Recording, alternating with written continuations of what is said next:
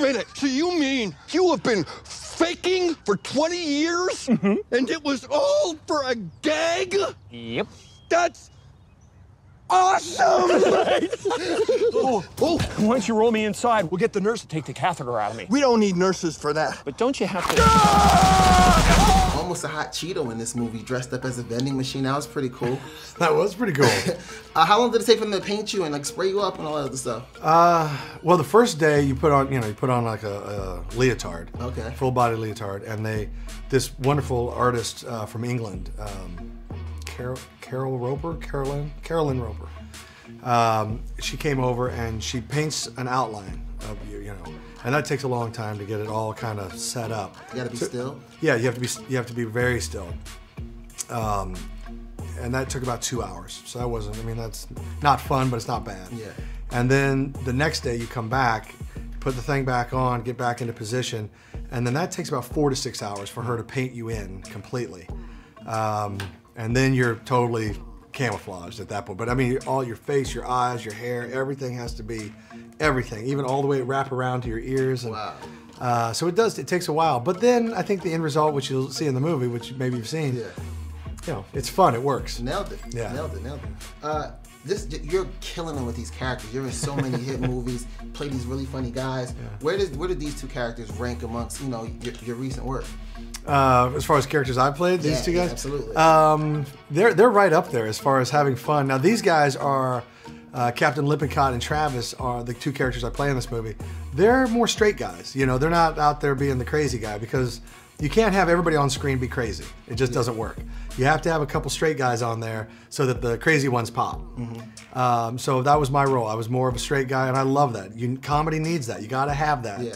So I was more than honored to play that, especially for Harry and Lloyd. Yeah. It doesn't get any better than that, to be the straight guy to them. Exactly. So when you're being the straight guy in the back of the car, and it's the crazy fart scene that I thought was hilarious. Yeah. So I wanted to ask this a disgusting question, but this is Dumb and Dumber too. Sure. Have you ever smelled a celebrity's fart?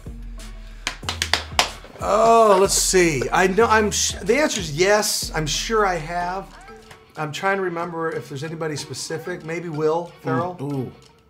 Yeah. Yeah, especially when he was in his whole health thing. He was eating healthy and he was jogging a lot. Yeah. I think we were shooting The Other Guys in New York, and he was all healthy. And I think he brought a lot of gas to the set. Jon Stewart, John Oliver is a fart machine. We shared an office together the day of the show. That's pretty much all he ever did, was just sit there and fart. Frida Fletcher plays a Titanic whore, aka a new word, THOT. Do you know what a THOT is? No. A THOT is the new slang word that's running across the world, and it stands for that hoe over there. A thought. A THOT, yes. Stands for that hoe over there. That hoe over there. Yes.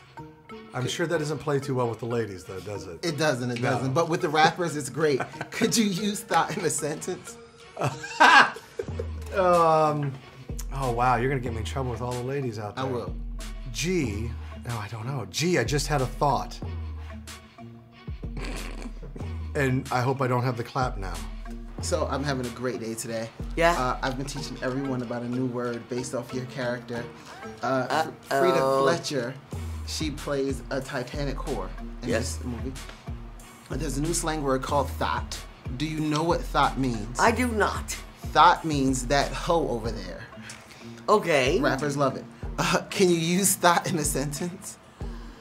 Well, all right. If you were on set of Dumb and Dumber 2 and you saw me standing over there, you would say, there's that thought. That's pretty much the most accurate way to use the word THOT. How fun was it working with Jeff and Jim? It was a lot of fun. Yeah. I like them. I mean, they're good guys, Jeff, I probably understand a little better because we come from the same kind of theater background and everything. Jim, I knew first in Piggies Who Got Married. And Lord knows what that boy's gonna do next. But the two of them have such an enjoyment of each other that they just invite you in, to enjoy it together. He just, Jim, they took a little break. He jumped off of the door. It was insane. But between takes with them two, do they stay in character? Do they break? Do they come out? Oh, sure. Yeah. Oh, sure, they come out. Yeah, but you don't always. I mean, there are scenes where, when you see a certain look in Jim's eye, you just kind of brace yourself because something's gonna happen. What was it hard for you to keep a straight face? Yes. Because absolutely. Yeah. Absolutely. What was harder sometimes was I was having so much fun watching them that I kind of forget I was in it too. Yeah. Oh yeah, I have to work now. Yeah. Which one was the funnest scene for you? Was it the fight scene? Well, I did enjoy that. Yeah, I did. I always enjoy that stuff. I don't know, the scene in the funeral home when they drink the embalming fluid. Yeah. Yeah. Yeah. That's pretty wild. Yeah. 20 years later, Dumb and Dumber 2. Yeah. Amazing. How was it filming this movie? Like Party. Yeah. It was fun. They were the first guys we ever worked with. Our first movie was Dumb and Dumber, and those guys love each other. And to get them back on the set, be doing it all over again in Atlanta, which is a great city, and they were making Hunger Games right next door and Fast and the Furious. Yeah. It was kind of like a big 10-week party. It was just a ball. Jeff's butt makes a lot of appearances in this movie. Was that conscious? It's like, I think Jeff's butt crack brings a lot of